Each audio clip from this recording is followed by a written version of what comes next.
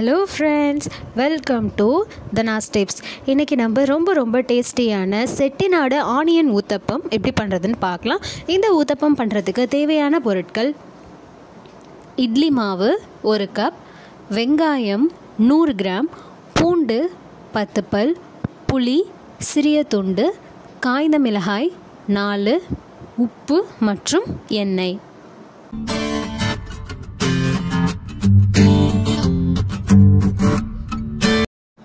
வெங்காயத்தை பொடியாக அரிஞ்சு வச்சுக்கலாம்.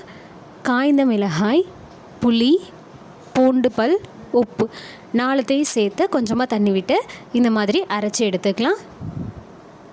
இப்போ நம்ம தோசை கல்லில் எண்ணெய் தடவி கல்லை நல்லா சூடு பண்ணிக்கலாம். கல் நல்லா சூடானதுக்கப்புறமா நம்ம ஒரு ஊத்தப்பம் ஊற்றிடலாம்.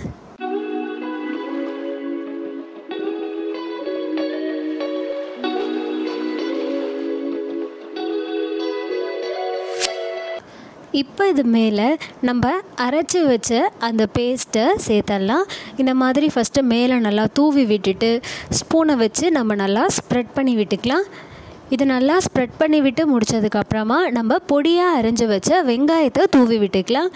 வெங்காயமும் தூவி முடித்த பிறகு நம்ம இது மேலே எண்ணெய் விட்டுக்கலாம்.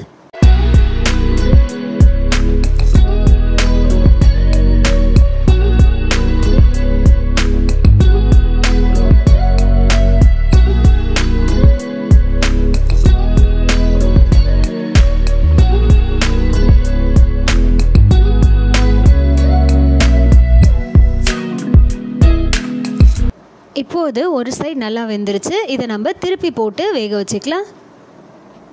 திருப்பி போட்ட பிறகும் நம்ம ஒரு ஸ்பூன் எண்ணெய் விட்டுக்கலாம். அடுப்பு ரொம்ப ஹை ஃப்ளேமில் வைக்க வேண்டாம், மீடியம் ஃப்ளேமில் இருந்தாலே போதும். இது 2 நிமிஷத்தில் நமக்கு நல்லா வெந்துடும். இப்போ இது நமக்கு நல்லா வெந்துருச்சு. இப்போ இதை நம்ம தோசை கல்லிருந்து எடுத்துடலாம். ரொம்ப டேஸ்டியான மற்றும் காரசாரமான செட்டிநாடு ஊத்தப்பம் தயாராகிடுச்சு. இதுக்கு தேங்காய் சட்னி ஒரு நல்ல காம்பினேஷன். ட்ரை பண்ணுங்கள். ட்ரை பண்ணிவிட்டு எப்படி இருக்குன்னு கமெண்ட் பண்ணுங்கள். சேனலுக்கு சப்ஸ்கிரைப் பண்ணுங்கள். மறக்காமல் பக்கத்தில் இருக்க பெல் ஐக்கானை கிளிக் பண்ணிக்கோங்க. தேங்க்யூ.